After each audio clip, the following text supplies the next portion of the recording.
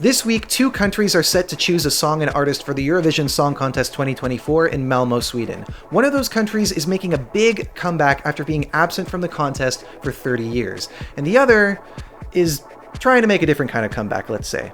Today we're talking about the brand new Luxembourg Song Contest and Ireland's Eurosong.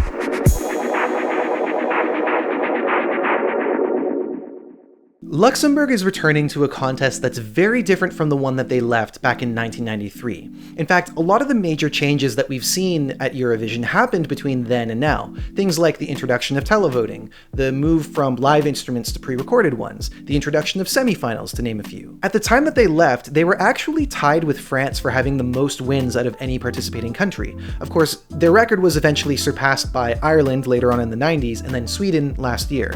But it goes to show you that they were considered to be a pretty competitive country.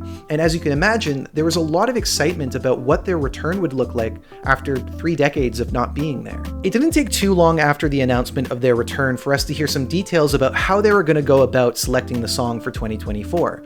And one of the things that they said was that they were going to go right to a national selection rather than doing an internal one. They also said that they wanted the participants to have a clear connection to Luxembourg, which was not always a criteria in the past. Luxembourg actually had a reputation of borrowing artists from other countries, such as France, Greece, and even Canada a few times. Out of over 450 submitted songs, 8 are in the running to represent Luxembourg. And it seems like there was a big effort to find an anthem here because it's almost wall-to-wall pop music, and a lot of the songs have messages of empowerment, perseverance, and are aiming to feel inspiring. Now, if you ask me, it does result in some of the songs sounding a bit too similar to one another, and I'm hoping that for future selections they decide to include at least a few songs that are less imposing on the listener. But it's also fair to say that a number of songs that do well at Eurovision have anthemic qualities. So as a first step back into the contest, I suppose it's not a bad thing to be trying to find that rather than make a selection that's a little bit of everything. Another thing that a lot of these songs have in common is that they all seem to have really big vocal moments. And they sound really impressive in the studio version, but it's important to remember that they need to be pulled off live as well. And so any speculation that we have right now about who could be winning might mean absolutely nothing if the performances don't live up to expectations come Saturday. Now, in the lead up to the show, there's one song that's topping just about every poll, and that's Drowning in the Rain by Crick.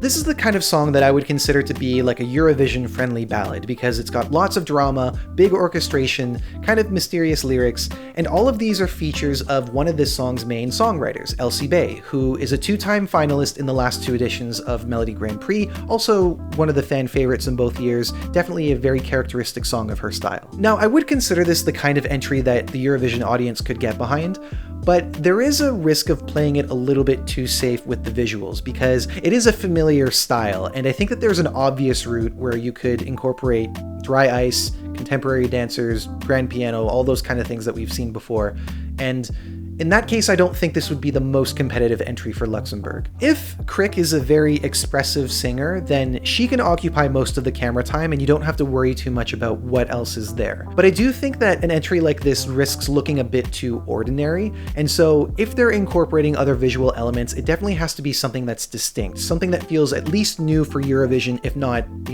just a new idea in general. If the live performance holds up and there's a bit of visual ambition, then this could be a good entry for Luxembourg. But it's actually the song that's coming second in most polls that has me the most excited, and it's Fighter by Tali.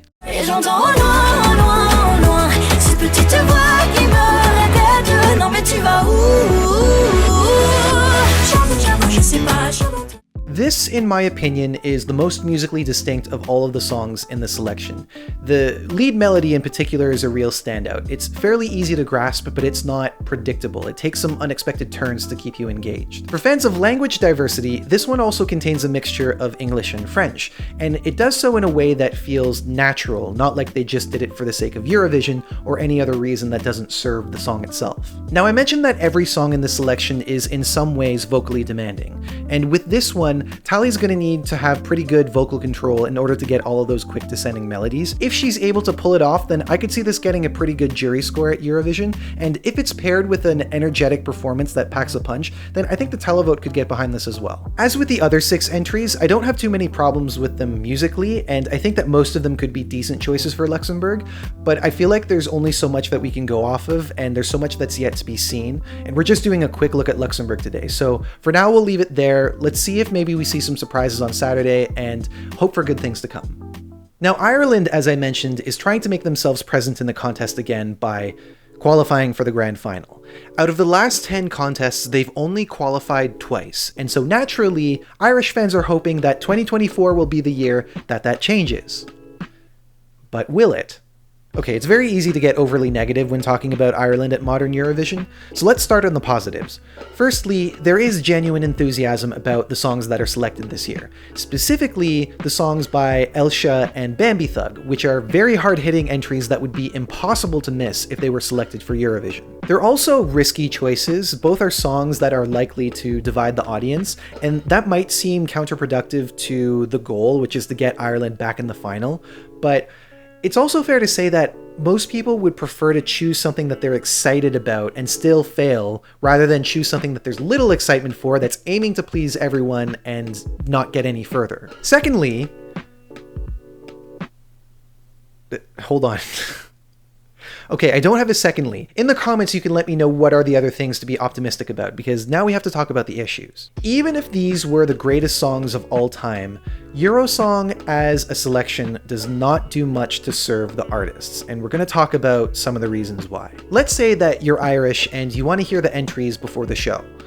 Because RTE doesn't do a coordinated release of the songs, finding them is not as easy as it should be. It's usually up to the artists themselves to upload the songs, and for the already existing fans to rip recordings from the radio and upload what's not there. If you go to RTE's website, you can find the songs there, but they're embedded in SoundCloud uploads, and they're not just the songs by themselves, but rather excerpts from the Ray Darcy show where they premiered. And so if you just want to hear the song, you have to sift through the audio clip in order to find it. And that doesn't lend itself to casual listening, does it? And so there's all these unnecessary barriers in order for ordinary folks to just hear the songs.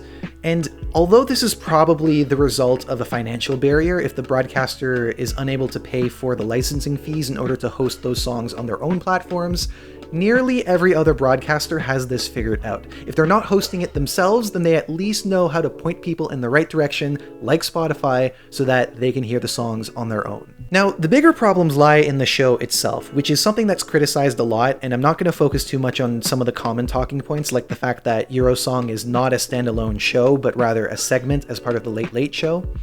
But what needs to be focused on is the technical setup, which is way behind the curve when we're talking about where the standard is for Eurovision selections. The studio itself is an obvious issue. It's quite simply not adequate to fulfill the reason why we have these selections in the first place, to sell the songs, to get people to vote for them. And in order to do that, they need to look impressive. The size of the studio makes that difficult, but it's not just that. It's also in how the space is used.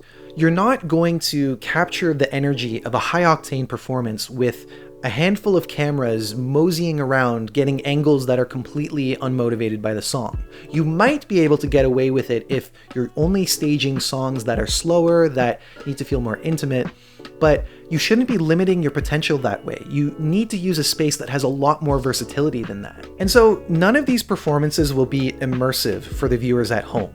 All of them will look just like any other concert performance that would be much more exciting to see in person rather than on screen. That's not adequate for Eurovision. This is television. They need to be TV ready. And if that wasn't bad enough, there are other aspects of the program that are simply unnecessary and detrimental, if you ask me. And specifically, I'm talking about the studio panel. The songs should speak for themselves as much as possible. And having professionals, well-intentioned as they may be, that have no association with Eurovision or outdated associations with Eurovision, weighing in, sharing their thoughts, does no good for anyone. It can sometimes be embarrassing for the artists who are already kind of on trial simply for the nature of the program, it being a contest. It can also discourage people from voting for songs that they would have otherwise supported if they hear someone finding the flaws in it. And like, really, it's just there to fill out time. That's what I'm asking. Ireland to qualify for the finals again. They haven't qualified since we did it. So... Okay, Gemma. Yes, it's a small selection with only 6 songs, and so it's not unreasonable to want to fill out the time with other things so that the show lasts longer than 30 minutes. But if they're gonna do that, they should be focusing on the artists themselves. Make longer postcards, get into their backstory, ask them things about Eurovision, have them interact with one another, get them to do an a cappella of either a song they like or a Eurovision song. Festival de Canção dedicates like 2 hours just to talking to the artists. Do whatever you can to get the audience invested in them. Not Jedward. The reason why I'm bringing all this up is not to diminish the enthusiasm of this year. It's simply to point out the fact that there are bigger problems than the songs themselves. It's suggested that next year Eurosong could be a standalone program, but if it's just a bigger version of this, then all of the same issues will remain. It's something to keep in mind. Now, with respect to this year's song, let's start with the 2 that are generating the most buzz.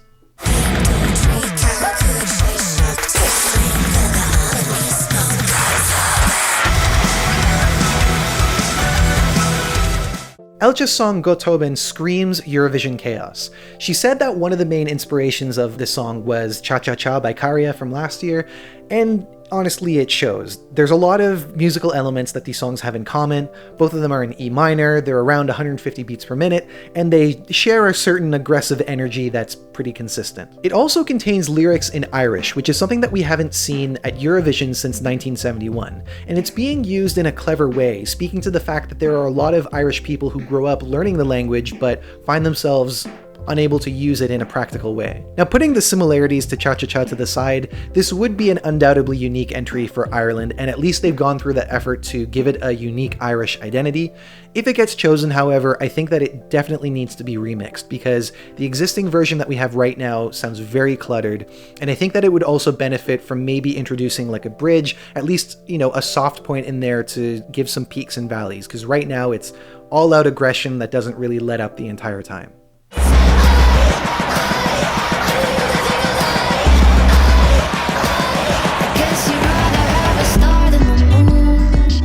Now, Bambi Thug's song doesn't have the issue of needing to be remixed or to introduce peaks and valleys because it succeeds at doing that a bit better. It's also quite an aggressive song, but it manages to take things to the extremes because it has more of a balance. There's also a lot of visual potential with this entry. Clearly, their image is a big part of their performance, and I would imagine that they're going to be bringing something that's eye-catching, possibly even incorporating other visual elements that coordinate with what they're wearing, so that could be working in their favor. Now, it's fair to say that this kind of music is simply not for everyone, and especially because it manages to take things to different extremes, it might be too chaotic for the average person, the average viewer of the Late Late Show, and so that might make this song too unsettling for this to actually win. Also, considering what we've said about the Eurosong stage and its limitations, both of these songs are the exact kind that are too big than what the Late Late Show has to offer, and for that reason, they might be at a disadvantage if the audience at home can't connect to them. So what are the other options? Well, there are songs like Erica Cody's Love Me Like I Do and Isabel Carney's Let Me Be the Fire. Both are considerably softer forms of pop, and I would consider them to be pleasant but not very exciting. My guess is that the Eurovision audience would have a hard time being excited about them as well, unless there's some sort of hidden surprise that we haven't seen at this point, so I don't really know if this would be the best choice. There's also Next in Line, which is a boy band that was formed by Louis Walsh of Boyzone and Westlife fame. Personally, I see the same warning signs in this one that we saw with Wild Youth last year. It is completely indistinguishable from a lot of music that we've seen over the last 10 to 15 years. And I think choosing this entry would be the perfect way to say we've learned nothing. And finally, there's JLOL featuring Toshin with a laid-back hip-hop track called Judas. Personally, this would be my choice if it were up to me, even though it's finishing last in all the polls. This is a contemporary style of hip-hop that we have yet to see at Eurovision, and it would be great for Ireland to take a leap of faith with it. As always, the live performances will change impressions, whether for the better or the worse. Given what we're looking at right now, I don't think that there are any guarantees of Ireland making it to the grand final, personally, sorry to say. If they go with one of the more unmistakable entries like Elches, like Bambi Thugs, maybe even JLOLs, then I think that they would at least be starting on the right foot. Let me know in the comments what your choices are for Luxembourg and Ireland, and if you like this video, I hope that you subscribe to the channel so that we can keep chatting about Eurovision and the coming national selections. Thank you so much for watching, and I hope to see you next time. Take care.